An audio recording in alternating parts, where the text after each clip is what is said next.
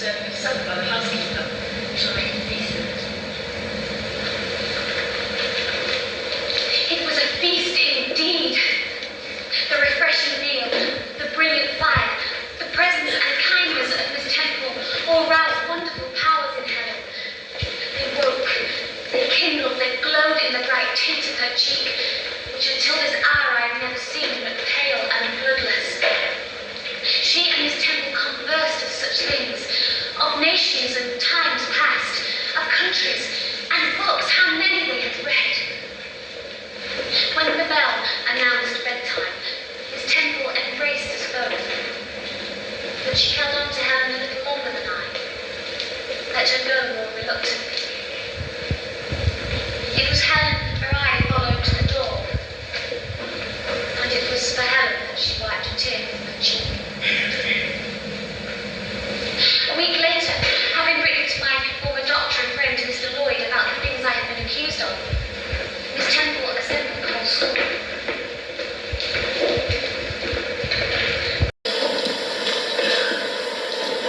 I have today received an important correspondence concerning charges alleged against Jane Eyre.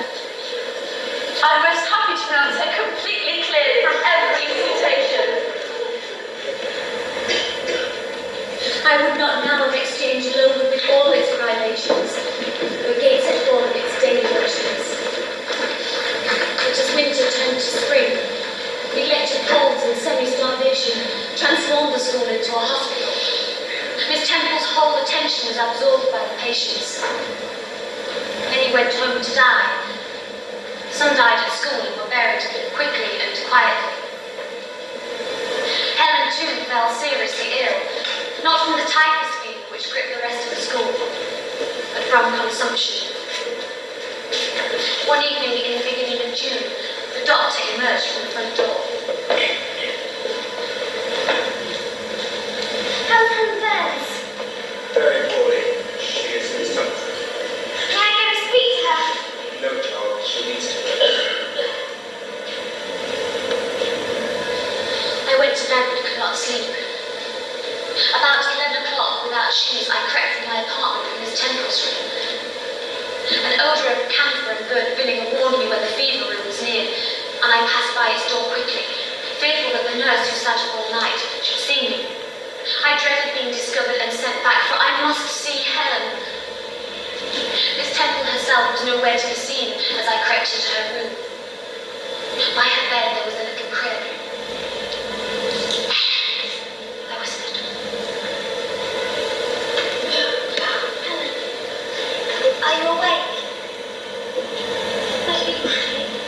Just past 11 o'clock. I heard her shout. I wanted to see you. I heard you very ill. I couldn't sleep without you.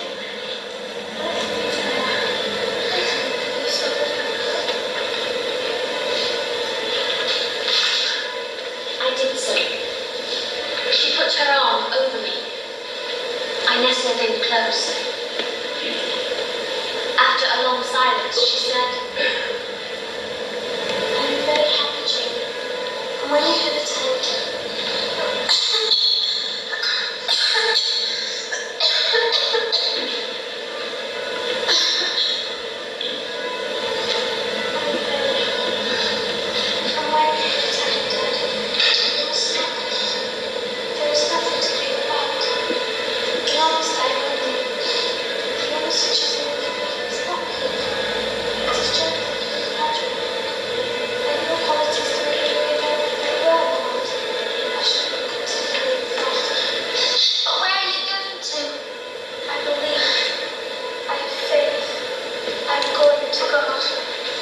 where is God?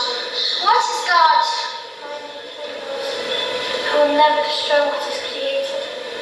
I count the hours to let it before our eyes, which will restore me to Him. You are sure then that there is such a place as heaven? I am sure there is a future state. I believe God is good. I clasped my arms tight around Helen's neck. I felt I could not let her go.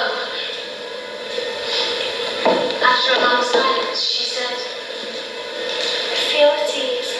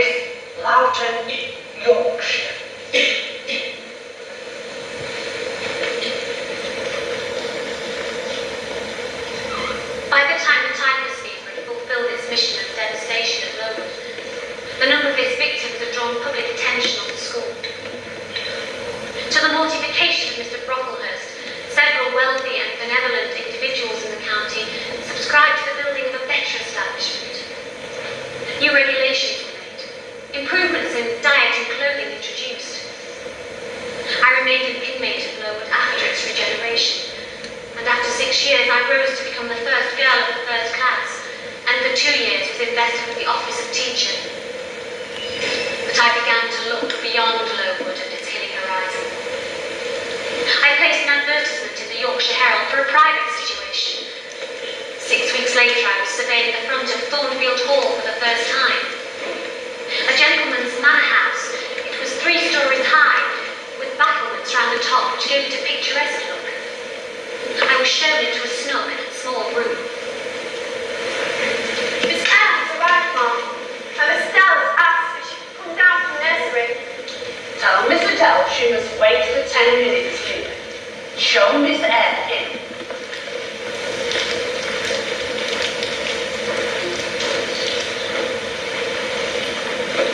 How do you do, my dear? I'm afraid you've had a dangerous journey. John drives so slowly. Mrs. Fairfax? Yes. Do sit down. Leah, help Miss Eyre with the shawl, and then go make a hot tea. Yes, Mum. C'est like a balloon. Mais oui, c'est Talmud. Je m'appelle Jane. Jane Eyre. Oh, Mrs. Fairfax, she speaks my language. You please her. I'm afraid nobody understands Miss Adele when she sets off in her French. It's all double Dutch to me. Please, mademoiselle, say your name again. Eyre. Jane Eyre. Eyre. I cannot say it. You two will have plenty of time to get acquainted. But for now, Miss Adele, your bath awaits. Oh, allez, my Jane.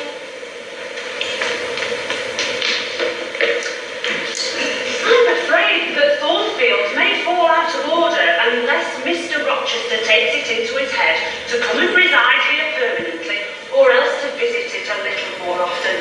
A great house needs the presence of its proprietor. Who is Mr. Rochester?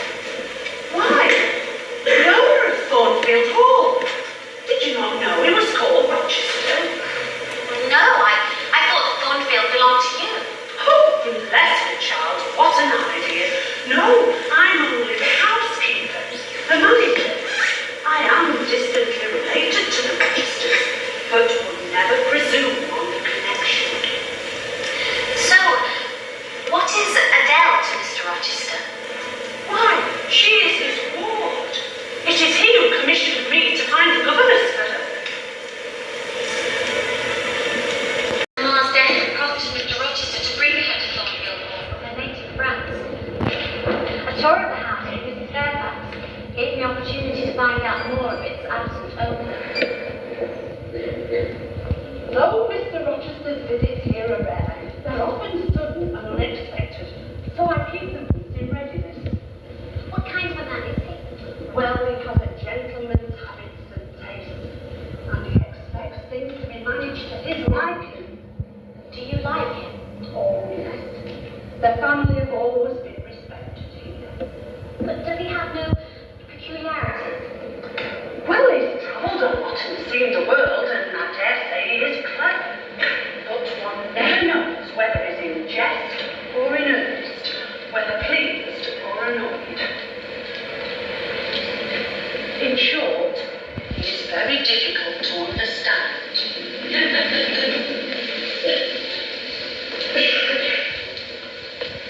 I followed Mrs. Fairfax over the house, all of which was well arranged and handsome.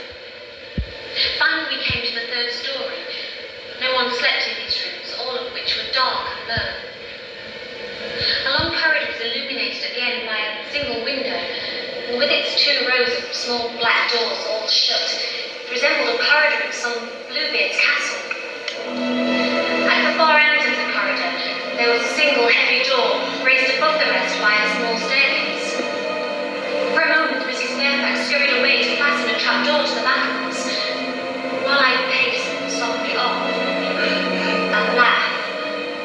The last sound I expected to hear in so still a region struck my ears. It was a curious laugh. Distinct. Formal. Mirthless. Mrs. Fairfax! Did you hear that? Oh, perhaps it's some of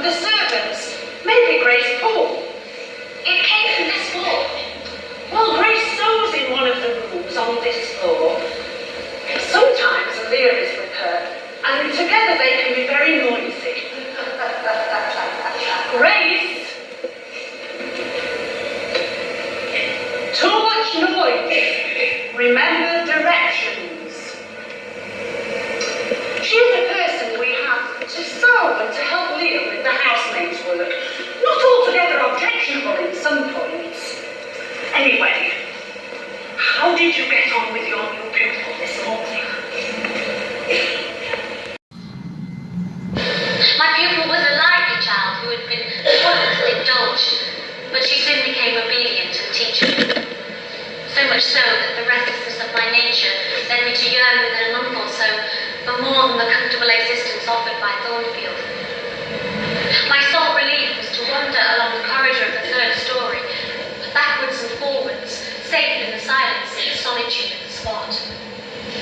I frequently heard Grace Poole's laugh, the safe peal, but also eccentric murmurs, stranger than her laugh.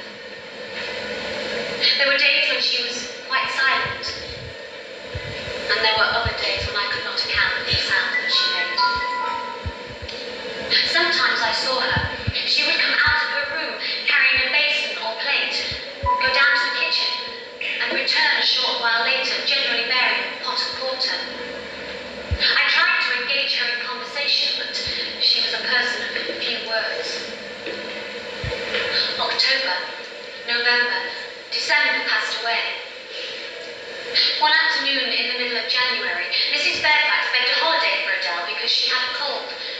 So I put on my cloak and walked to Hay, a distance of 2 miles. It was a fine, calm day, though very cold. On my way home, the evening calm was broken by the metallic clatter on the causeway as a horseman approached.